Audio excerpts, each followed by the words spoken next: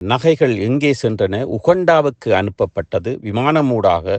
எத்தனையோ கொண்டேனர், எத்தனையோ பார ஊர்திகளின் ஊடாக அந்த பணங்கள், நகைகள் கொழும்புக்கு எடுத்து வரப்பட்டது. கடைசி யுத்தத்தின் பொழுது 2009ஆம் ஆண்டு மே மாதத்தின் பொழுது அவ்வளவு பொருட்களும் நகைகளும் கோத்தபாய அவர்களால் அபகரிக்கப்பட்டிருக்கிறது. அது பகிர்ந்து கொடுக்கப்பட்டதோ இல்லையோ, அந்த குடும்பம்தான் அதனை அபகரித்திருக்கிறது என்ற ஒரு உண்மையையும் பலர் இப்பொழுது பேசிக்கொண்டிருக்கிறார். கிளிநொச்சியிலும் பிரதானமாக திடீரென 2009ற்கு பிற்பாடு முளைத்த ஒரு சில அந்த பணக்காரர்களை அழைத்து இப்பொழுது அரசாங்கம், புலனாய்வுத்துறையும் விசாரித்து கொண்டிருக்கிறது என்று கூட கூறப்படுகிறது. வணக்கம் லங்காபூர் ஊடக நேயர்களே, மீண்டும் ஒரு சிறப்பு செய்தியோடு அலசலோடு இலங்கை. இந்த செய்தி புலிகளுடைய வைப்பகத்திலே இருந்த மக்களிடத்திலே அறவிடப்பட்ட வரிகளுடைய அந்த பணம், அந்த வரிகள், அந்த பணம், தொகைகள், அத்தோடு கூட மக்களிடத்திலே அன்பளிப்பாக வாங்கப்பட்ட தங்கங்கள், அத்தோடு கூட அந்த தமிழீழ வைப்பகத்திலே பாதுகாப்பாக வைக்கப்பட்ட, பாதுகாப்பு பெட்டகங்களிலே வைக்கப்பட்ட அந்த நகைகள், தங்கங்கள் எங்கே? இதற்கு பதிலை நாங்கள் ஏற்கனவே அறிந்திருக்கின்றோம். அந்த பதில் எங்களுடைய சரத் பொன்சேகா அவர்கள் இறுதி கட்டத்திலே யுத்தத்திலே இருக்கின்ற பொழுது அந்த நகைகள், பணங்கள் அனைத்தையும் கோத்தபாய ராஜபக்ஷ அவர்களிடம் ஒப்படைத்ததாக சாட்சியம் அளித்திருக்கிறார். இது நாடகமல்ல, உண்மையான விடயமாக நாங்கள் கருதுகின்றோம். உண்மையான விடயம் என்று ஸ்ரீதரன் அவர்கள் கூட பாராளுமன்றத்திலே பகிரங்கமாக கூறியிருக்கிறார். அதைவிட ஆளும் கட்சி, அதாவது ஆண்டு கொண்டிருக்கின்ற அனுரா என்பிபி கட்சி கூட உண்மையிலே அந்த நகைகள், பொருட்கள், அந்த ரொக்கங்கள், அந்த பணங்கள் இருக்கிறது, அவரவருக்கு ஒப்படைக்கப்படும் என்று கூறப்பட்டது. அதன் பிற்பாடு வேறு நபர்களூடாக, வேறு செய்திகளூடாக நாங்கள் அறிந்த விடயம், அந்த தொகைகளை அரச உடைமைகள் ஆக்கப் போகின்றார்கள் என்று ஒரு தகவலும் நாங்கள் அறியக்கூடியதாக இருந்தது. இருந்தாலும் கூட பாராளுமன்றத்திலே அதையும் ஸ்ரீதரன் அவர்கள் கூறியிருந்தார்கள். அதைவிட 50 பவுன் ரொக்க பவுன் நகைகளை புலிகளுடைய அந்த வைப்பகத்திலே, பாதுகாப்பு பெட்டகத்திலே ஒரு அம்மா ஒருவர் வைத்ததாகவும், 500-600க்கு மேற்பட்ட இந்த அடைவு வைக்கப்பட்ட அல்லது அங்கே வைக்கப்பட்ட பாதுகாப்பில் வைக்கப்பட்ட நகைகளுடைய ரசீதுகளோடு தன்னிடத்தில் மக்கள் கேட்டிருக்கிறார்கள் என்றும் பாராளுமன்றத்திலே ஸ்ரீதரன் அவர்கள் உரையாற்றிய போது கூறியிருக்கிறார். அந்த உரையாற்றுகின்ற பொழுது அவர் கூறிய ஒரு சில விடயங்கள் மாத்திரமல்ல, பல விடயங்கள், இந்த நகைகள் எங்கே சென்றன, உகண்டாவுக்கு அனுப்பப்பட்டது விமானமூடாக, எத்தனையோ கொண்டேனர், எத்தனையோ பார ஊர்திகளின் ஊடாக அந்த பணங்கள், நகைகள் கொழும்புக்கு எடுத்து வரப்பட்டது. அத்தோடு கூட புலிகளுடைய சொத்துக்கள் குமரன் பத்மநாபன் அவர்கள் ஊடாக ராஜபக்ச குடும்பம், அப்படியே குடும்பமே அபகரித்து பசில் ராஜபக்ஷ அவர்கள் ஊடாக உலக நாடுகளிலே முதலீடு செய்யப்பட்டிருக்கிறது என்ற வாக்குமூலத்தையும் ஸ்ரீதரன் அவர்கள் கூறியிருக்கிறார்கள். அது செய்தியாக இருக்கட்டும், உண்மையாக இருக்கட்டும், சற்று மிகைப்படுத்தியதாக இருக்கட்டும், அது வேறுபடியும் இருந்தாலும் கூட இதற்கான உண்மையான சாட்சியாக, கண்பட்ட கை செய்த சாட்சியாக சரத் பொன்சேகா அவர்கள் கூறியதையும் நாங்கள் சில செவிகளூடாக மொழிபெயர்ப்பிலே நாங்கள் கேட்டிருக்கின்றோம், பார்த்திருக்கின்றோம். அந்த வகையில் நிச்சயமாக இந்த தங்க விபரம் எவ்வளவு, என்ன, உகண்டாவுக்கு சென்றதா இல்லையா என்பதை தாண்டி இந்த கோத்தபாய அவர்களின் கையிலே அவர்களுக்கு பொறுப்பாக அவர்களிடத்தில் கொடுக்கப்பட்டதாகவும், அந்த விமானத்தினூடாக கொண்டு வரப்பட்டது அல்லது உகண்டாவுக்கு கொண்டு செல்லப்பட்டது, ஏதோ ஒரு வகையிலே அந்த விமானியும் போட்டு தள்ளப்பட்டார், கொலை செய்யப்பட்டார் என்ற ஒரு செய்தியும் உலா வந்து கொண்டிருக்கிறது.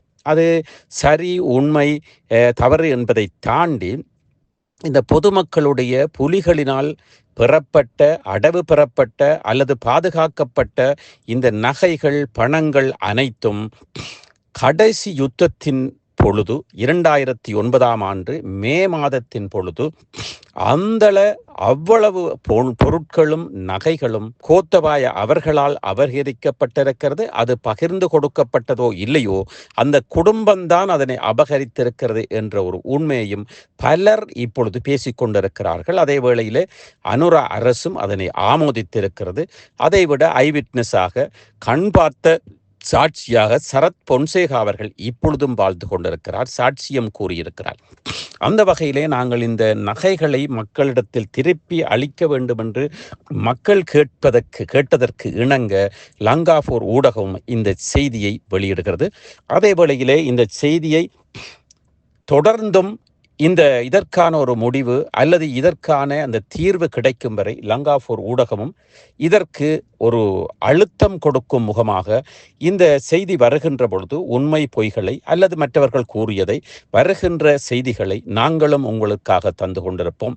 இந்த புலிகளுடைய நகைகள், சொத்துக்கள் இராணுவம் மாத்திரமல்ல, கடைசி நேரத்திலே யுத்தத்திலே நின்றவர்கள், அந்த போராளிகளாக இருந்த ஒரு சிலர், தளபதிகளாக ஒரு சிலர் நம்பிக்கையின் ஊடாக ஒரு சிலரிடம் ஒப்படைத்ததாகவும் கூறப்படுகிறது. கிளிநொச்சியிலே ஒரு சிலர் அதற்காக தெரிவு செய்யப்பட்டு அவர்களிடத்தில் அவரவர் தங்களிடத்திலே இருந்த நகைகள், பணங்களை புதைத்து விட்டு சென்றதாகவும், அதன் பிற்பாடு சில பினாமிகள் ஊடாக அந்த நகைகள், பொருட்கள் இப்பொழுதும் கிளிநொச்சியில் மற்றும் யுத்தம் நடந்த இடங்களிலே சிலரின் ஊடாக அது பிரயோகிக்கப்பட்டு அதை உரிமை கோரப்பட்டு கொண்டிருப்பதாகவும் கூறப்படுகிறது. கிளிநொச்சியிலே 4-5 முறைகள் இது தொடர்பாகவும் ஒரு சில திடீர் பணக்காரர்கள் அழைத்து விசாரிக்கப்பட்டதாகவும் கூறப்படுகிறது. திடீர் பணக்காரர், அதாவது யுத்தத்தின் பிற்பாடு 2009 பிற்பாடு இந்த கொள்ளையடிக்க, அதாவது இந்த மக்களுடைய பணத்தை, பொருட்களை அல்லது இந்த நகைகளை ஒரு சிலர் இயக்கத்திற்கு பொறுப்பான ஒரு சிலரும் எடுத்து அதை உபயோகித்ததாகவும் ஒரு சில தகவல்கள் குறிப்பிடுகின்றன. அதற்கான உண்மையான தகவல்களும் அல்லது அதற்கான சாட்சியங்களும் வருகின்ற பொழுதுதான் அதை யாராவது இப்படி நடந்தது என்றும் அல்லது புலனாய்வுத்துறையினூடாக விசாரிக்கப்பட்டு அப்படியான பணத்தை யாராவது எடுத்து திடீர் பணக்காரர் ஆகியிருக்கிறார்கள் என்று நிரூபிக்கின்ற பொழுதுதான் யார் அது, எப்படி நடந்தது, எங்கே இருந்தது, எங்கே இருக்கிறது, எங்கே இருக்கப் போகின்றது என்பதை நாங்கள் முழுமையாக அறிந்து கொள்ள முடியும். இராணுவம் மாத்திரமல்ல, அந்த படைகள் மாத்திரமல்ல, அந்த புலிகளிலே இருந்த ஒரு சில பொறுப்பாளர்கள், தளபதிகள் கூட தங்களுடைய சொந்தக்காரருக்கு கூட அந்த நகைகளை, பணங்களை கொடுத்து விட்டதாகவும் அது அகப்பட்டதாகவும் நாங்கள் பெயரை குறிப்பிட விரும்பவில்லை, நாங்கள் செய்திகளில் பார்த்திருக்கின்றோம், அறிந்திருக்கின்றோம். அதே போன்று கிளிநொச்சியிலும் பிரதானமாக திடீரென 2009 பிற்பாடு முளைத்த ஒரு சில அந்த பணக்காரர்களை அழைத்து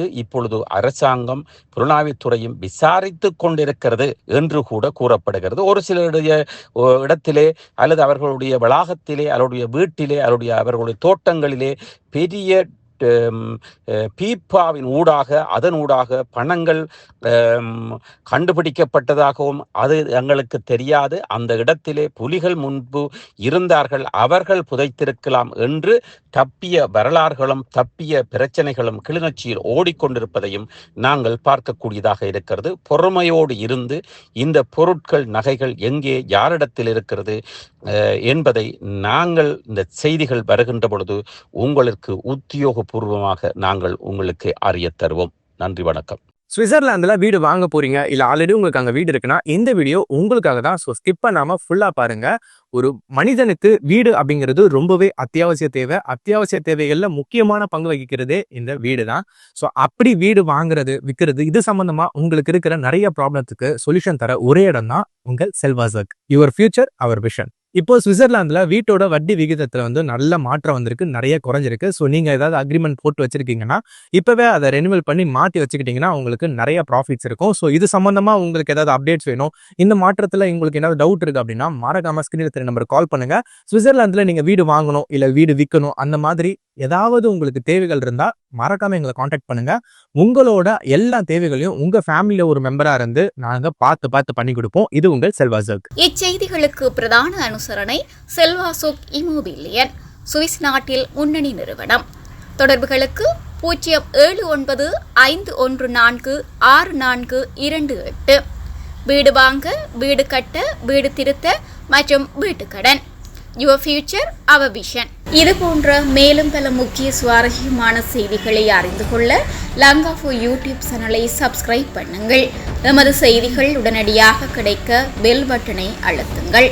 அத்தோடு எமது செய்திகளை மற்றவர்களும் பார்வையிட ஷேர் செய்யுங்கள். நன்றி.